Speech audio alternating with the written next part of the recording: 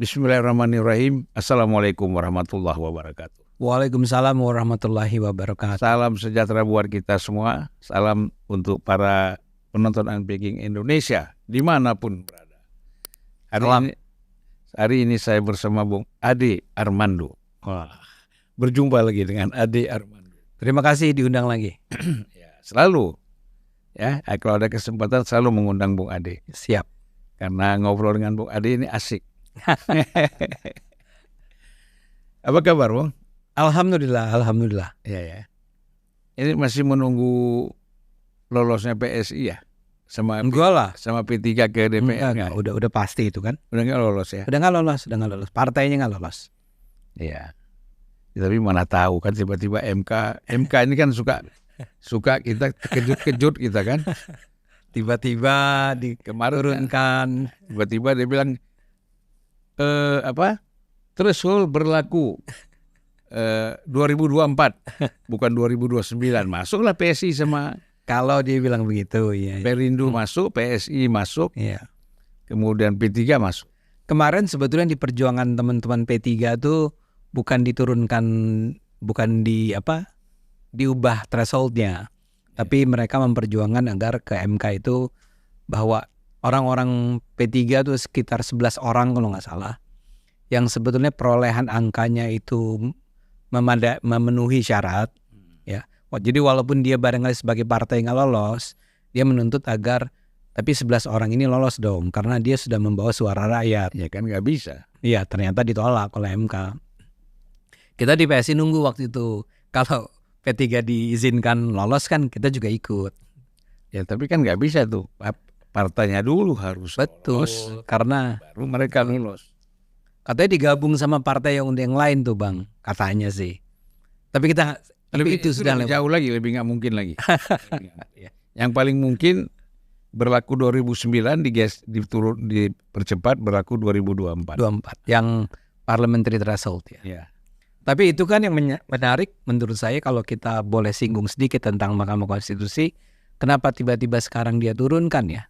Yang soal threshold di syarat bagi jumlah suara partai yang berhak untuk mengajukan calon kepala daerah dari 20 ke 7,5, 20 ke 8 gitu. Itu buat saya itu mengganggu. Bung Ade interview saya nih.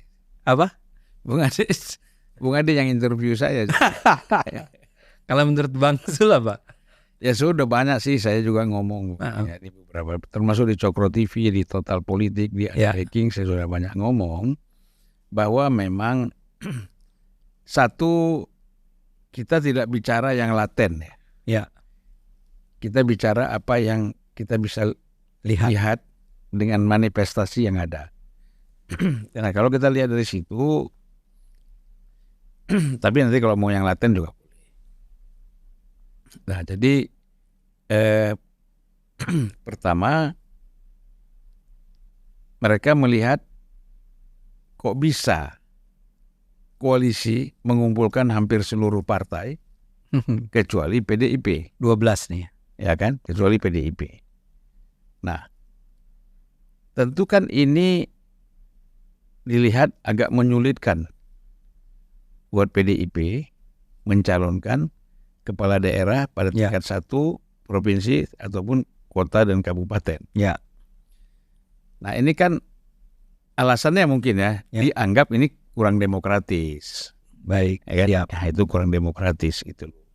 Nah sehingga MK melihat ini tidak boleh terjadi, gitu. Ini menjadi satu pelajaran bagi setiap orang yang menang dan besar, itu untuk juga harus memperhatikan memberikan kesempatan kepada pihak lain, ya kan, untuk bisa berpartisipasi di dalam pesta demokrasi. Gini Bang, betapapun itu kelihatan mulia ya, alasan semacam itu, ini alasan manifest kan ya. Tapi berhakkah sebenarnya, atau apakah itu memang adalah sebuah otoritas MK untuk melakukannya? Mengingat sebetulnya tidak ada pihak yang mengajukan permintaan Ya. agar itu diturunkan. Nah, ya itu kalau kita bicara dari sudut itu, memang kan Partai Gelora sendiri sudah memprotes. Iya. Yang kami tuntut ini bukan itu, gitu loh. Kok yang keluar ini.